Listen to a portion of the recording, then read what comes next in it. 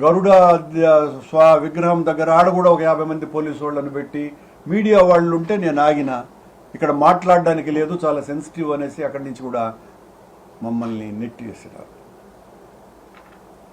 సరే, మాకు ప్రతిపక్షము కొత్త కాదు, ఉద్యమాలు కొత్త కాదు, పోరాటాలు కొత్త కాదు, ఇలాంటి చర్యలు కొత్త కావు. కానీ తప్పు చెయ్యకుండా ఆరోపణలు వేస్తే అంగీకరించటానికి సిద్ధంగా లేము. అందుకే నిన్న మొన్న ప్రతిరోజు కూడా మా నాయకుడి దగ్గర నుంచి మా వరకు అందరము కూడా సిబిఐ చేత విచారణ చేయించండి, సిట్టింగ్ జడ్జి చేత విచారణ చేయించండి, నిజాలు నిగ్గు తేల్చండి, మేము తప్పు చేయలేదు, తప్పు చేసింది మీరు భగవంతుని ఆ అఖిలాండ కోటి బ్రహ్మాండ నాయకుని రాజకీయ ప్రయోజనాల కోసమని వాడుకుంటున్నది మీరు అనని ప్రజలందరూ కూడా గమనిస్తున్నారు. సరే, మీ మీడియా ద్వారా మీరు ప్రచారం చేసి మీకు కావలసినటువంటి వాళ్ళు మా మీద ఎంత దుష్ప్రచారం చేసినప్పటికీ కూడా, ప్రపంచంలో ఎంత నీచాతి నీచుడైనా కూడా మీరు చేసినటువంటి ఆరోపణ అంటే ఆ లడ్డు ప్రసాదాలలో పంది మాంసము, పంది కొవ్వు, చేపల నూనె లేదా యానిమల్ ఫ్యాట్ వాడతారోనని ఎంత నీచుడు కూడా చేయలేనటువంటి పనిని మీరు ఆరోపణగా అలవోకగా మీ ఆరాధ్యదైవమైనటువంటి వెంకటేశ్వర స్వామిని మీ ఇంట్లో మనిషిలాగా వాడుకునేశారు చంద్రబాబు గారు. మేము సిద్ధం, మీరు సిబిఐ ఎంక్వైరీకి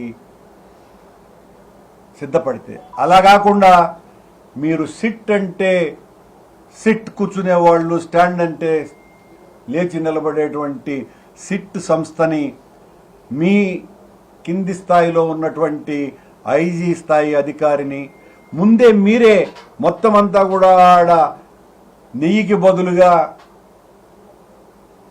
పంది కొవ్వు, చేపల నూనె కలిపినారు, జంతువుల కొవ్వు కలిపినారు నెయ్యిలో అని చెప్పిన తరువాత మీ సిట్ ఏ విచారణ చేసి ఏమి వెలికి తీస్తుందో ఎవరికి తెలియదు బాబు గారు.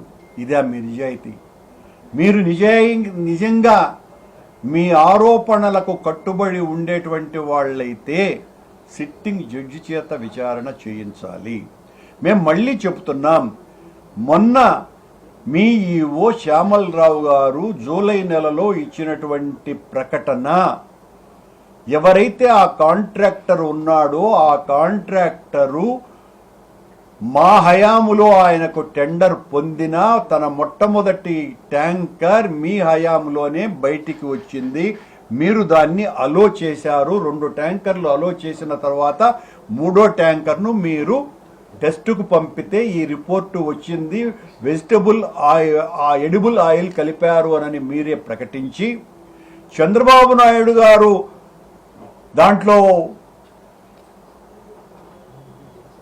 జంతు కొవ్వు వాడినారు అని చెప్పిన తరువాత మీరు ప్రెస్ మీట్ పెట్టి శ్యామలరావు గారు చంద్రబాబు ఏదైతే చెప్పాడో దానికి తందానా అని చెప్పినటువంటి విషయాలన్నీ చూస్తే దేనికి ఇది